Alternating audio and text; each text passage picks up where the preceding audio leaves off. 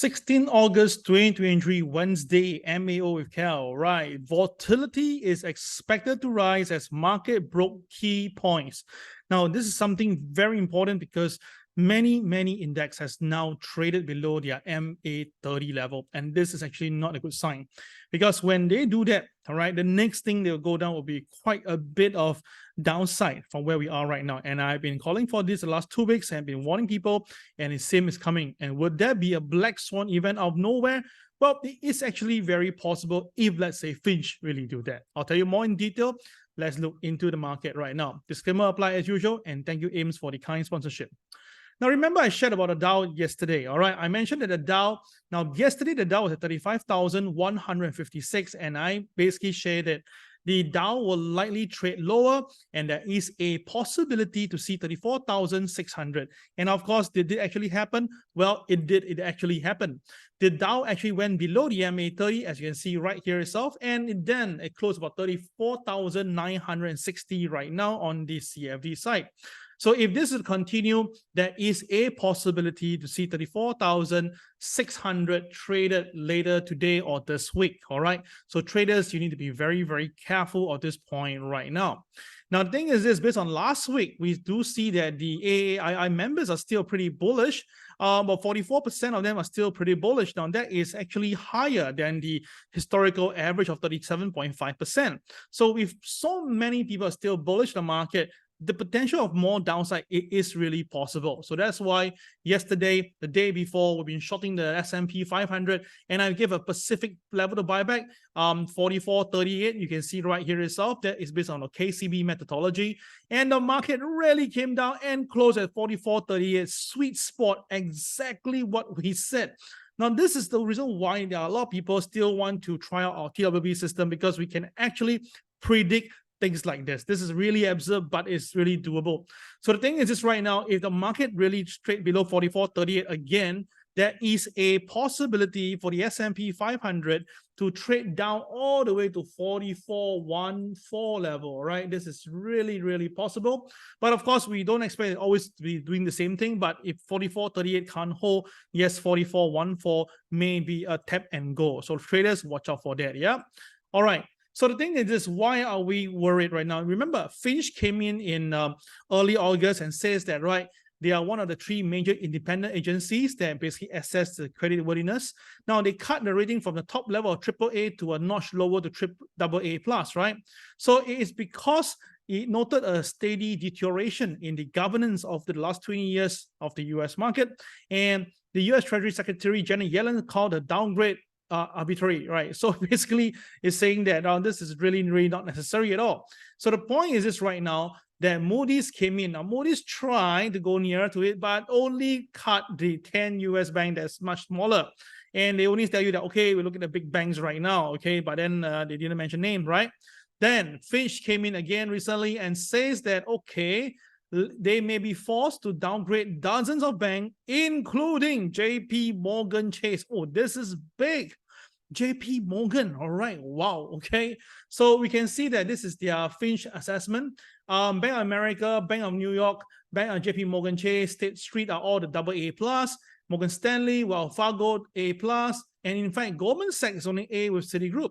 All right, so the thing is this, what if JPMorgan Chase get downgraded? Let's say if they get downgraded, what will happen? Oh, this is going to be bad. You know why? Because one notch downgrade of the industry score to A+ from AA-, okay, would force Fitch to reevaluate rating on each and all the 70 banks they cover. Oh my goodness. So if they move it down, they'll recalibrate every one of them, and this will cause a major butterfly or repercussion effect itself. So this is why this is getting a bit scary. If they really do that, this is going to be madness, all right? Tell you that. All right, so the thing is this, look at Bank of America. Oh my goodness, now Bank of America wasn't in the list, right? But yet yesterday, Bank of America down by 3%. And most important, guys, it has broke below the MA30. That is the strong support. You can see every time when it stays above it, it has a strong support. So now it broke below it, and it's quite clear that there's going to be further downside. This could hit $29. And do note, the last time it ever came down was $27 approximate before it rebounded. So guys, with the volume increasing right now, there is a possibility of this Bank of America coming down further. And don't forget now, look at JPMorgan Chase. Oh my goodness, it's broke below the MA32 at the same time. It looks identical.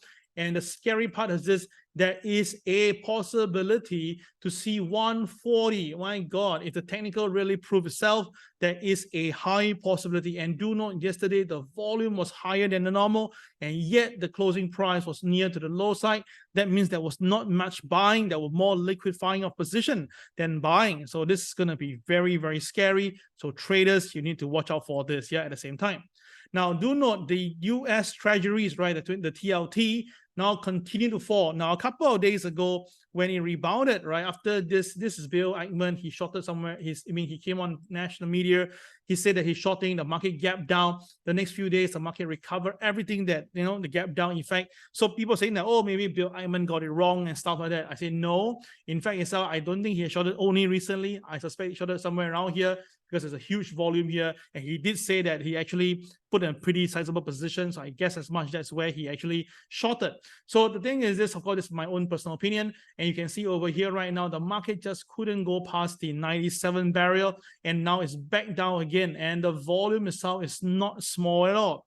So is it possible to see TLT going down all the way to the 92.20 level? To me itself, the thing is this is almost 90%, all right? And what does the TLT will do to the stock market, you may ask? Let me show you this chart and you will understand.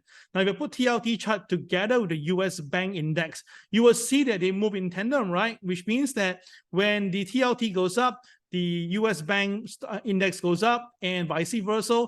If the index goes, if the ETF goes down, the index also go down, right? Okay, so now what we're having here itself. So imagine if, let's say, the TLT is to go down all the way to the 92.20 where Bill Ackman is all waiting for, what will happen to the bank? The bank counter will sell. That is the point.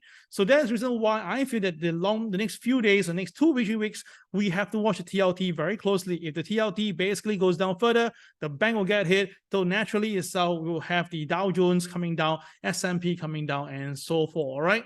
Because now you must understand this, US has more than 4,500 banks, not branches, it's banks. There are more banks than any country. So imagine when you have to keep on increasing interest rate itself, the smaller banks will get hit faster, they'll get a domino effect. It will create problem for the bigger one who probably have some of the shares in their portfolio and stuff like that. So this will happen, a butterfly effect. It will hit everybody. So that's the reason why I felt that, right, the next 2 weeks will become very critical for the US banking sector. And of course, you can see now even the QQQ Trust is also trading below the MA30, which is not a good sign at all. All right, this is not a good sign at all. This is going to be some selling to 350. All right, so now the thing is this, the 30-year seasonal pattern is quite and it just come in. You can see right now, we shared this with you about a couple of weeks ago. We mentioned to you that from the start of August, based on the seasonal pattern of CBOE volatility index, we will see upside. Now, when you see upside movement, means usually the stock market will actually pulls back. And we can see right now we are at the mid of the month, and this is going to push up further. So if let's say this is going to repeat, there is a possibility to see a lot of action this week and next week. And of course, with the S&P last 10 pre-election year from 1983 to 2019, whereby right now we should see the S&P coming down, which is seemingly happening. And it should continue to fall until about August 25th, which is next week. So if you look at it into this point, that means that there could be a period of pre-fall coming in this few days. And that's probably the reason why you can see Michael Burry is hitting so heavily on his portfolio. Nearly 90% of his portfolio now is on put options. So if all these things add together itself, right, we need to be a bit careful. And to wrap it up itself, you can see on this side, this is my NASDAQ chart on my TLBB. So we have a very strong support right here now, about 14,970 for the NASDAQ. This has to stay. We're now 15,057. Now, if the NASDAQ failed to hold above the 14,970 level, there is a possibility to see 14,701, because right at the moment now, you can see that the computation says that there will be selling, which indeed it happened already. And you can see that the momentum from the retails are also selling, so it is going on. The only thing that's holding the market right now, my KSI says that there's some buying on the market. So probably you can see some of the people are buying the NASDAQ because it's down like 5% from the high. But as I say again, if the market cannot hold above this support level here at 14,970, then the thing is this, selling down to 14,701 is really, really possible.